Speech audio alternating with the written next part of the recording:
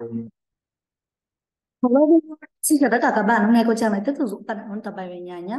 Hôm vừa rồi chúng ta vẫn tiếp tục với Unit 4 chủ đề về toys và cô giáo đã dạy các bạn thêm 4 từ vựng nữa liên quan đến chủ đề này. Chúng mình cùng nhìn màn hình ôn tập nghe và nhắc lại cho cô nhé. Everyone look at screen, listen and repeat after me. Let's review. Okay, so the first word. Tell me, what is it? Everyone say kite. Kite. It is a kite. Kite. Chúng mình chú ý phần này sao nhé. Kite. Kite. And video game. Video game. V-D-O game. Video game. Everyone say video game. It is a video game. And what is it? It is a car. Everyone say car. Car. And next one, what is it? It is a train. It is a train. Yeah, everyone say train. Train. Train.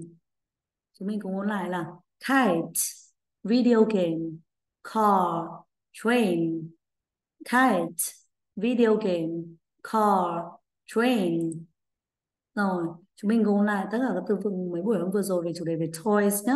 Ball, puppet, guitar, scooter, teddy bear, doll, yo-yo, bike, kite, video game, car, train.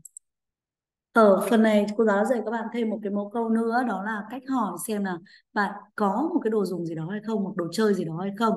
Thì cô giáo có mẫu câu là do you have, con có một cái gì đó hay không. Do you have, ví dụ nhé, cô hỏi do you have a pen? Do you have a pen? Con có một cái bút không? Nếu mình có mình sẽ trả lời yes I do. Nếu mình không mình sẽ trả lời no I don't. Hay do you have an eraser? Con có một tẩy không? Do you have an eraser? Nếu mình có mình trả lời yes I do. Nếu mình không có mình sẽ trả lời no I don't. Được chưa nhỉ? Nào chúng mình cùng thực hành nhé. Các bạn nhìn ví dụ là do you have a car? Bạn có một cái ô tô không? Bạn này bạn có, bạn trả lời yes I do. Do you have a kite? Bạn có một cái diều không? No I don't. Không, mình không, đúng không? Rồi chúng mình sẽ nghe và thực hành trả lời của mấy cô nào. Do you have a ball?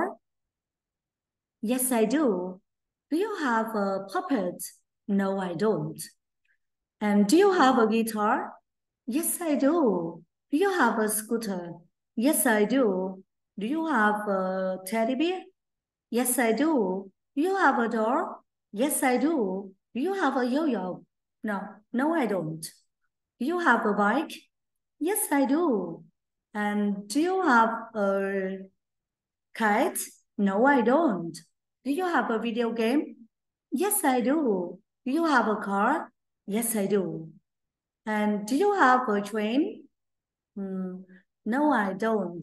Rồi chúng mình sẽ tự ôn tập bài về nhà, nhớ viết từ mới nhé. Và để luyện tập mẫu câu này chúng mình có thể nhờ bố hoặc mẹ hỏi chúng mình để chúng mình trả lời nhé. Ok, so goodbye everyone.